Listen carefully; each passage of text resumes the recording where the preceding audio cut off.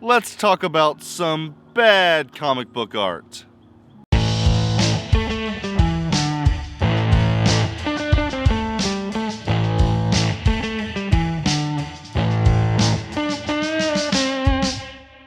So, every single comic book artist, except for Alex Ross, has a bad day at work. They're drawing 6 to 7 days a week, countless hours a day, drawing hundreds of pictures, trying to meet these impossible deadlines. So, yeah, they're occasionally gonna make some mistakes. I got a stack full of mistakes. I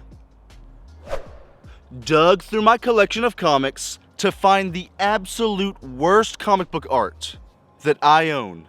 You know, this wasn't as easy as the last time I did this. If you haven't seen that video, go check that one out. There was some hilariously bad comic book art in that video. But yeah, I had to dig a lot deeper this time. It was a lot harder to find bad comic book art. And I had to go through almost my whole collection because I was going through it and I just kept finding good art after good art after good art.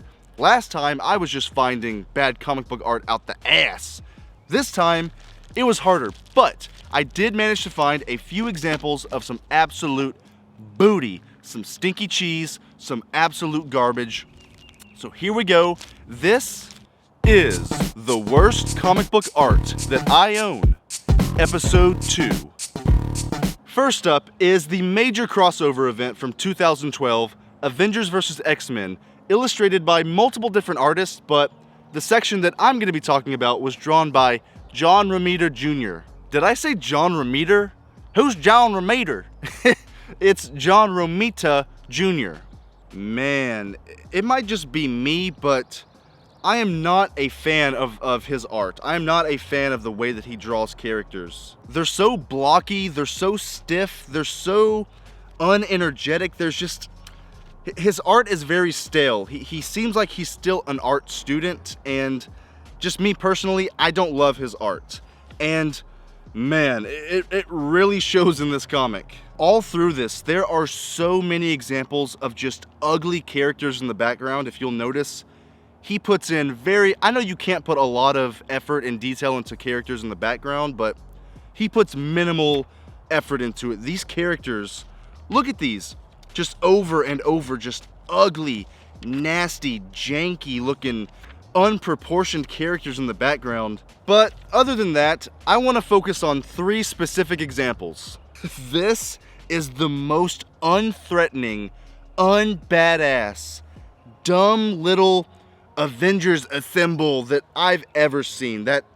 He looks pathetic. He's hunched over in such an unthreatening way. There's no detail to his face or anything. That's just nappy looking. And then just a few pages later, when it's supposed to be this great splash page of the 2 teams coming together to fight, it's supposed to be this epic moment. Look at that little Spider-Man. Look how stupid that looks. What do I even say about this? His proportions are so off. He's so small. His arms aren't the right size. His legs aren't the right size. His head is humongous. It's pushed out this way, his nose and his chin. It's elongated. It's puffed up. That looks so bad. Why are his legs so weird? And that's the most boring, generic little pose that you could ever put Spider-Man in. And of course he did it. That's just bad. That But it gets worse.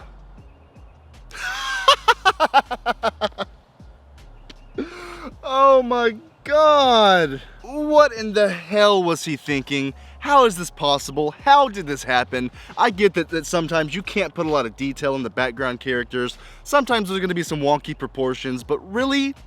You made Cap's shield the size of a toddler's backpack? Why is his shield so small?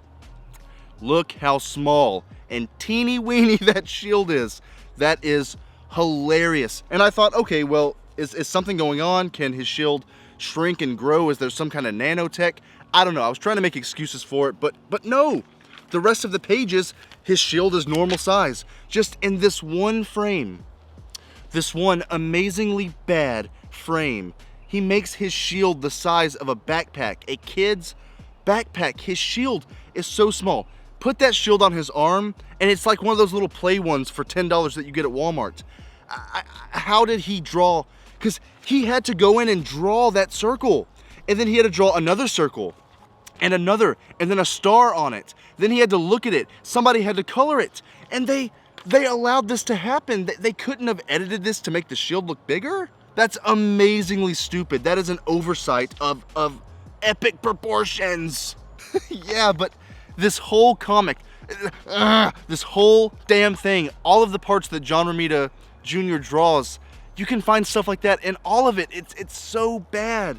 I don't know how or why this happened, but on to the next one. Next up, we have Spider-Man number 12 from 1991, illustrated by the man himself, Todd McFarlane. I've never really been that big of a fan of Todd McFarlane. I certainly understand why he's so popular and why people love him, but his crazy, elongated, scribbly shapes, I don't know, it just doesn't completely work for me. I don't hate his art, but I don't love it. If there is one picture that I do hate, it's this one. What do I even have to say about a picture like this? This picture speaks for itself. It's ugly, it's distorted, it's poorly colored, it's wacky, it's weird, it's just nasty to look at. This makes me lose my appetite. Why does his hair look like that? Why is his hair stretched out like a Slim Jim? Look, let's be honest. The man looks like he participates in the meth. He looks like he participates in the heroin. He looks rough, man. He looks like a dirty prostitute that you would find walking the streets of Las Vegas at 3 or 4 a.m. I'm sorry to any prostitutes who walk the streets of Las Vegas at 3 or 4 a.m., but you probably look better than this. He looks like he just woke up, but instead of sleeping in a bed, he was sleeping in a pile of dog shit. Look at that, there's not even a line to show where his chin is. It just bleeds into his chest and the color bleeds and the just nasty looking. It's just nasty looking. Good Lord. I know that Todd McFarlane likes to say that he likes to add some sexy to his drawings, but sir, this is the complete opposite of that. This next little gem is from Marvel Tales number 142 from 1982, illustrated by the great Steve Ditko. This one is less hideous and ugly to look at, and it's more just comical. So you flip through, you're reading along, you're looking through, backwards hand. Yeah, just chalk this one up to being just a major oversight, but for some reason, in this panel, he drew Spider-Man's hand backwards. Like, I get how that can happen, but really, his hand is backwards. That's fantastically stupid. You know, there's nothing really more to say about this one. He just drew his hand backwards. It shouldn't have happened, but it did, and it's hilarious. This next one isn't even bad art. I just noticed it when I was flipping through all my comics. It's from a 1976 Flash comic, and in the story it has a story of Flash, then in the second half it has a story of Green Lantern. I couldn't help but notice this panel, where the Green Lantern has a juicy ass. I mean, look at that booty. Look at that tushy, that immaculate tushy, that juicy ass rompus. Bootylicious, bootylicious, bootylicious. Woo, he got that ass. Woo, he got that ass. All right, let's get back to the bad. Up next is Prince Namor the Submariner number 4 from 1984, illustrated by Bob Budiansky. Budiansky? Budiansky? Booty? No, let's get back to it. This one's simple, it's straightforward, it's just some good old-fashioned nightmare fuel. 1, 2, 3. Meh. Yeah, that's the only noise that I can think to make when I see this. Doesn't it just make you want to go, meh? When you see that, he looks like he's just pointing his finger and going, meh. Seriously, think about it, it's perfect. Meh. Yeah, this one is just an ugly perspective shot of Namor. He looks like a baby, he looks like an old man. mixed with the baby somehow. His proportions look weird. His nose, his mouth, his everything. It's just off. It's just funny looking. It's kind of scary, and I want to move on from it. And last up, but certainly not least, we have The Amazing Spider-Man number 26 from 1965, another one drawn by the great Steve Ditko. This issue has one of the funniest faces that I've ever seen drawn in a comic. Now, it's a panel where Spider-Man is flying through the air, he's falling around, he's falling down, and it looks fine. But for some reason, the universe compelled me to flip the page upside down. So I did, and I was treated to this. Holy crap! Oh my. That's one of the funkiest, ugliest, weird, broken looking faces I've ever seen in a comic or drawn, period, by humans. Steve, the master. Steve, what were you doing? Did he actually draw this picture upside down? Look at that ear. Look at that mouth. Look at the nose, the eyes, the hair. I mean, I know I'm just saying features of a face, but literally everything in this picture is hideous. That chin, he looks like he has a double weird broken chin. The chin line is off. There's shadow where there shouldn't be shadow. His eyes are humongous, rolling in the back of his head. His hair it's weird. It's flat. His eyebrows are okay, I guess. They're just fat, black, thick things.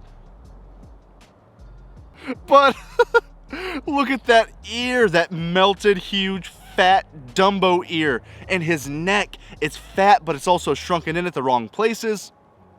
This is hilarious. This is hilarity at its best. And right under it, I didn't even notice this until I was making this video. Look at this picture. If you glance at it the wrong way, just really fast, this picture looks so wrong. I don't know, is it just me, or does it look like Spider-Man has a big ol' wang? Oh man, that classic unintentional comedy in these comics, man. I love that. This, man, that face, that phallic shape, the everything, this whole panel, this page, man, that's amazing. Look at that broken face.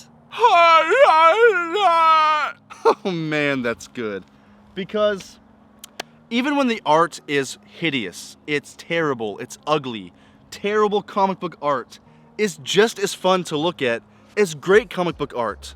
Because it's hilarious. It's truly mind-boggling how some of these pieces of art get out to print because multiple people look at this. Somebody pencils it, then somebody has to ink it, then somebody colorizes it, then higher ups look at it and say, okay, that's good, let's distribute it. It goes through dozens of people, and still somehow, some way, we get this beautiful, magnificent, ugly comic book art. And it's truly hilarious. It's fascinating. It's amazing to look at. Genuinely, I hope we get more bad comic book art. Please, Marvel, DC, Image, whoever, hire me. I'll give you some bad comic book art so people can make videos like this. It's amazing because I have great comics. So much good comic book art is out there. Millions of pages of fantastic comic book art is out there. It's the norm. It is the society, social, business norm. When you put out a comic, you have great comic book art. But when you put out trash, that is more fascinating to me of how that happened. And it's funny as hell to look at. Give me more bad comic book art. I'm gonna buy comics to look for more bad comic book art because it's simply funny. It is funny to look at, and I love doing this. I love making these videos. But the question is, did you have fun? Did you also enjoy looking at this terrible comic book art? Did you have a few laughs? Did you not? Did you not like this video? Do you hate my face, my voice? Do you hate everything about me? Let me know in the comments. Let me know your examples of bad comic book art because I only have so many comics. So if you could please go through your comic collection, find the worst, ugliest pieces of comic book art, send them to me, comment it, whatever. Please lead me in the direction of more hideous comic book art. I need it in my life. And let me know what you thought about this video. Give it a thumbs up if you liked it. Give it a thumbs down if you disliked it. And until we meet again, Peace! Hey, if you like this video and you want to see more of my ridiculous content, check out one of these. Maybe you'll enjoy yourself, or maybe you'll watch it and crap your pants. Click one and let's find out.